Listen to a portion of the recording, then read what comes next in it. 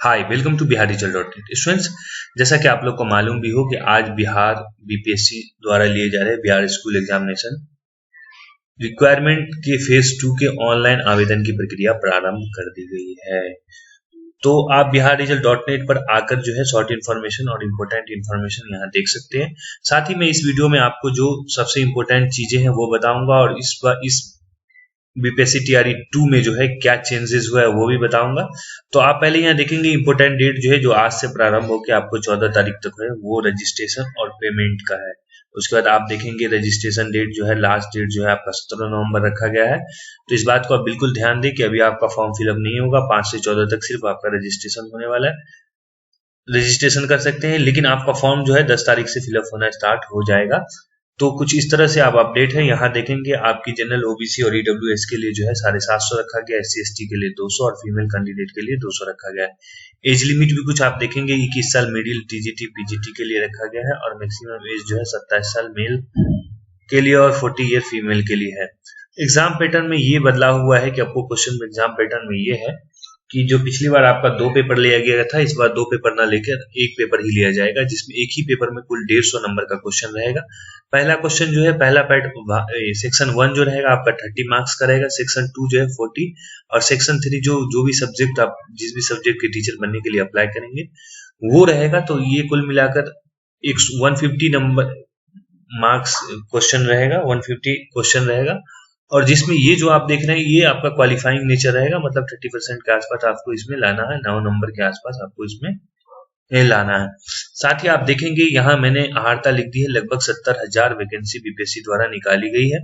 तो आप जैसे यहाँ आएंगे रजिस्ट्रेशन पर लिंक पर क्लिक करेंगे, तो क्लिक करने के बाद आपको डायरेक्ट बीपीएससी का पेज खुलेगा। आप यहाँ स्क्रॉल करेंगे थोड़ा तो आपको अप्लाई ऑनलाइन करने का ऑप्शन मिल जाएगा। तो यहाँ से आप देखेंगे कि लिंक एक्टिव है। तो आप पहले जो है देखेंगे यहाँ candidate first name, candidate middle name, candidate last name अगर है तो, फादर नेम, मदर या हस्बैंड नेम अगर विवाहित फीमेल है तो, मदर नेम, आईडी आपसे पूछा जाएगा। आईडी के बाद आप ये सब डालेंगे।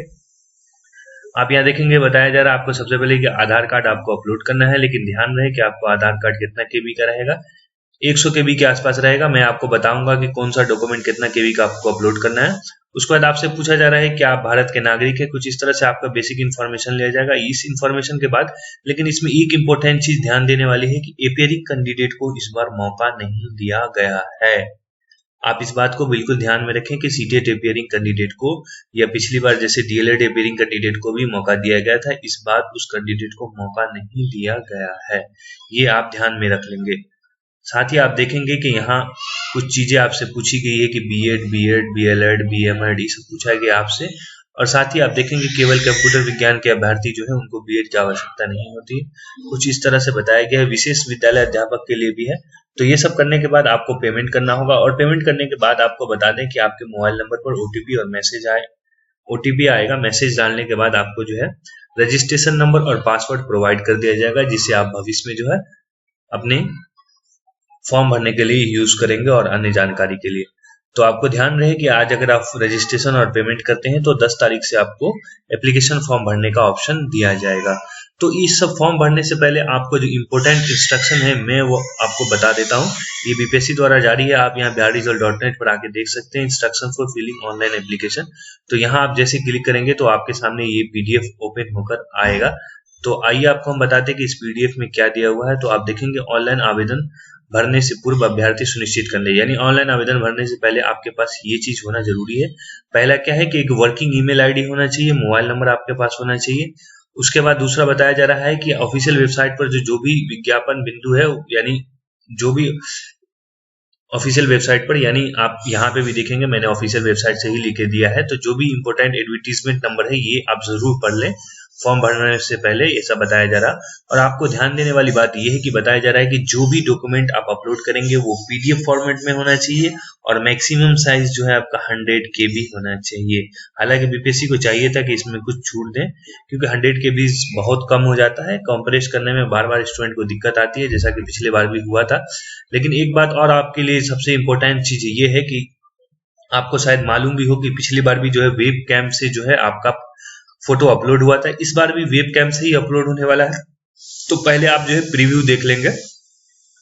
प्रीव्यू देखने के बाद ही आप अपलोड करेंगे जब आप वहां पे ऑप्शन आता है। तो इस बात का आप ध्यान रखें कि आपका जो बैकग्राउंड है फोटो कैप्चर करते समय अब इस बात का ध्यान रखेंगे कि बैकग्राउंड जो है आपका सफेद या किसी हल्के रंग का हो, जिससे सफिशिएंट लाइट आपको जो है वहां पर मिल जाए। साथ ही आप देखेंगे कि जो इमेज अपलोड करने का सिग्नेचर का इमेज जो आपको स्कैन करना है उसका साइज बताया गया है कि 15 केबी होना चाहिए और डायमेंशन जो है 222x100 पिक्सल बताया गया है। तो इस बात को आप ध्यान रखेंगे कि जो सिग्नेचर आप अपलोड करेंगे वो ओनली यानी मैक्सिमम 50 केबी का होगा और डायमेंशन कुछ इस तरह से 220x100 पिक्सल रहेगा। और आपको पैटर्न बताया गया है कि आवेदन आप कैसे करेंगे, ऑनलाइन आवेदन कैसे करेंगे। तो पहला आपको बताया गया है कि रजिस्ट्रेशन करेंगे। रजिस्ट्रेशन करने के बाद जो है आप यूजर नेम पासवर्ड आपको रजिस्टर्ड मोबाइल नंबर और ईमेल आईडी में मिल जाएगा। उसके बाद जो है आपको पेमेंट करना है इसी रजिस्ट्रेशन और पासवर्ड के रजिस्ट्रेशन नंबर और पासवर्ड से लॉगिन करने के बाद। उसके बाद एप्लीकेशन का प्रोसेस जैसा कि आप देखेंगे कि पेमेंट होने के बाद आवेदन की जो है पूर्व से भरे होंगे और अभ्यर्थी रजिस्ट्रेशन का आपको जैसे ही लॉगिन करेंगे ना तो आपको पहले से ही रजिस्ट्रेशन का मिल जाएगा। स्कैन कॉपी जो है आप एप्लीकेशन का जो है 100 KB रखेंगे।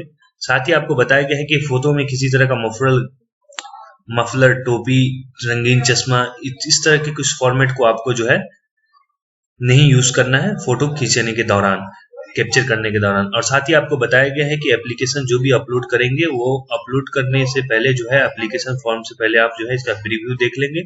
उसके बाद आपको बताया गया है कि जो आप एप्लीकेशन सबमिट करेंगे तो जैसा कि आप देखेंगे लिखा हुआ है एप्लीकेशन फॉर्म सबमिट करने के बाद अभ्यर्थी उसे पुनः लॉगिन और डैशबोर्ड पर उपलब्ध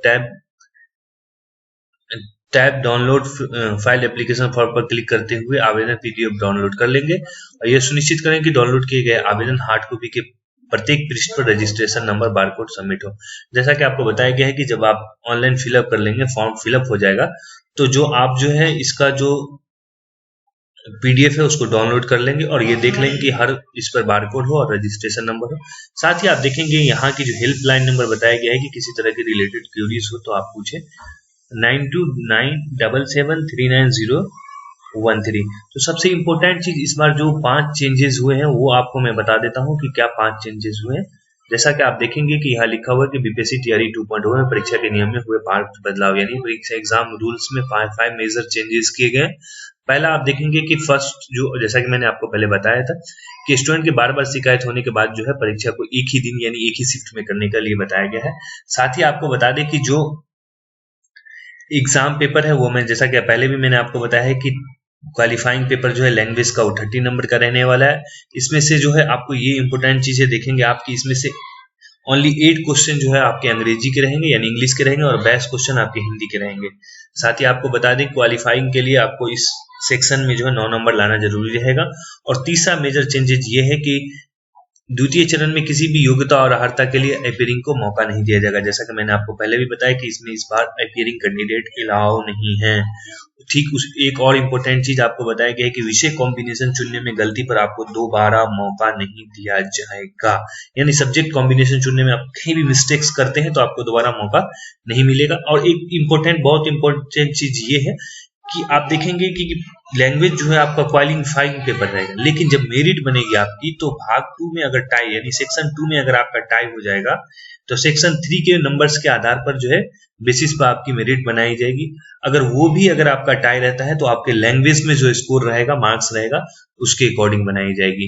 और रही आपको इसके अलावा और अगर आप सीट वगैरह की जानकारी लेना चाहते हैं कि किस सब्जेक्ट में किस सेक्शन में कितनी सीटें हैं तो आप biharresult.net पर आकर आप देखेंगे कि यहाँ को आपको डिस्ट्रिक्ट वाइज सीटें दी हुई है 6 to 8, 9 to 10। जैसे क्लिक करेंगे तो आपको ऑफिशियल जो नोटिफिकेशन जारी कर दिया गया है वो आपको यहाँ मिल जाएगा और विशेष स्पेशल टीचर के लिए भी जो आपको है यहाँ मिल जाएगा। तो हमें उम्मीद है कि आप लोग अपनी तैयारी में लगे होंगे।